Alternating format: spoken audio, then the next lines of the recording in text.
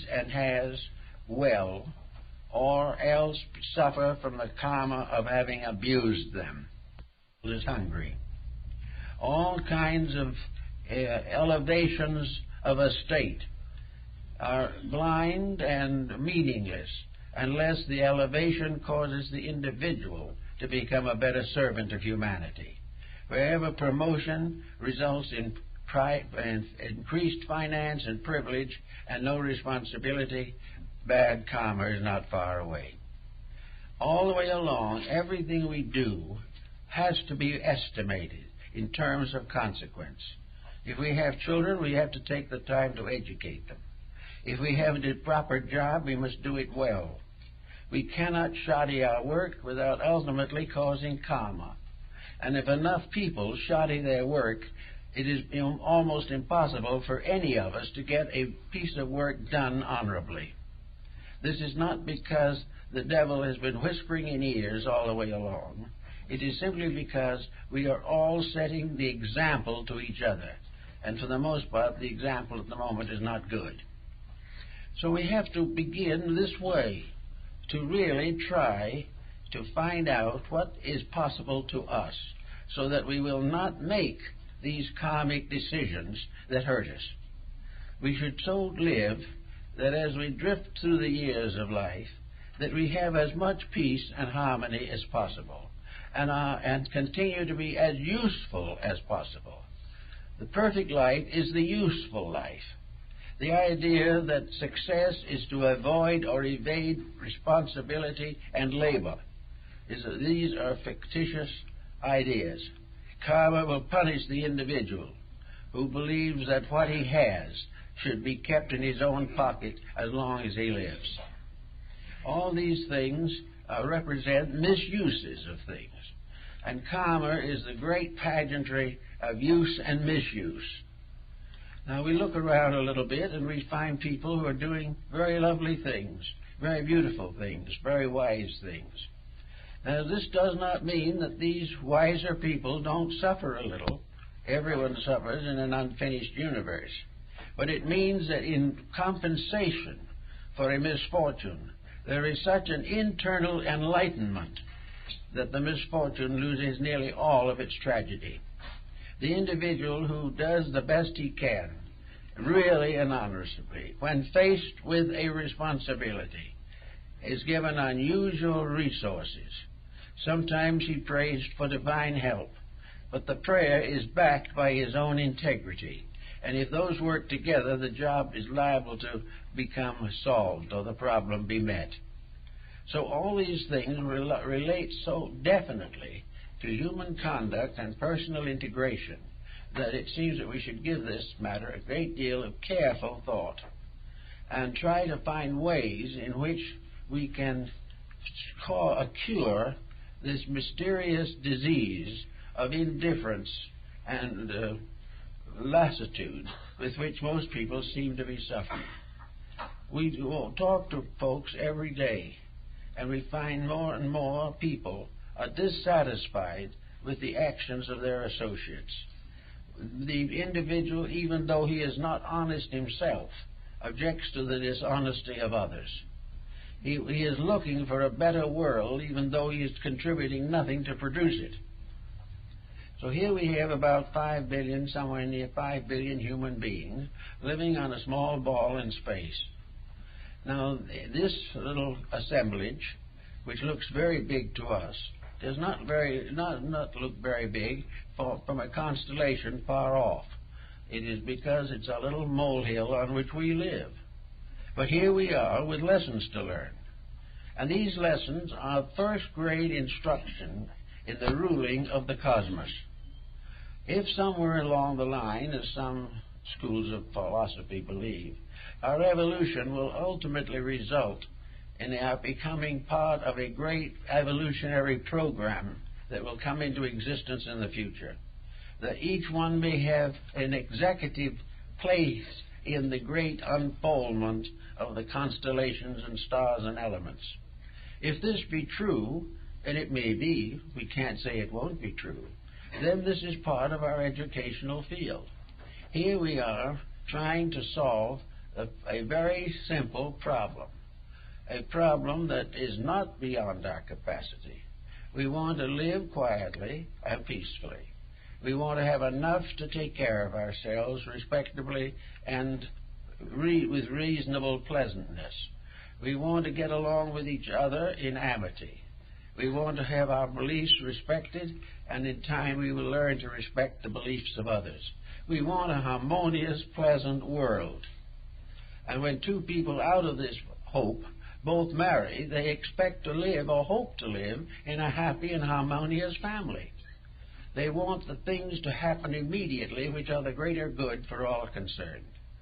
They are perfectly willing, if they care, to do something to motivate the good and well-being of others. Now, reforms nearly always start not with pure intellection, but very largely with emotion. Actually, we get further by the love of truth than we trying to understand it. The moment our affections are warm, kindly, and friendly, and we recognize the natural and inevitable tie between all living things, when this begins to sink into our consciousness, we find that love takes the place of law in many things. But love is a fulfillment of law and not an escape from it. If love is real, the law will not be broken. If love is unreal, the law will be broken. And if the law is broken, the love will fail.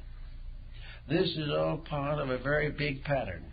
But the kindness of heart, unselfishness, integrity, values, peace, and affection, responsibility, recognition, and admiration for achievement, all these things are part of building a world in which the law of cause and effect is going to produce the results we most want. We want to live in a world which is right, but we have to cause right, or it will not happen. We pray to heaven to solve our problems, but heaven does not solve things that way. Heaven determines that each individual must have the vital experience of solving his own problems. Now, we all feel, that there's something that can get us out of our difficulties. And we like to think that perhaps religion will do it. Well, religion will do it if that religion inspires us to do it for ourselves. If, on the other hand, this religion promises us freedom from the responsibilities we deserve, or will not acknowledge the correction of the proper mistakes, if the religion throws all burdens on the Lord and lets the individual do as he please, then we will continue into the future with exactly the problems we have today. To solve problems is a job. It is a profession. It is a dedication. It is an inevitable duty. Now, working with people a great deal as we have, we find out some problems that are comparatively frequent. One of the most common problems, I guess, today is this problem of dissatisfaction with world conditions. We don't like things the way they are. We don't like bombings. We do not like to have terrorist groups wandering about the earth. We hope and desire to have a normal and reasonable kind of existence. Now, why don't we have this? It's because we have not built it into the contracts between nations. We have not said that a treaty is finally a bondage of integrities.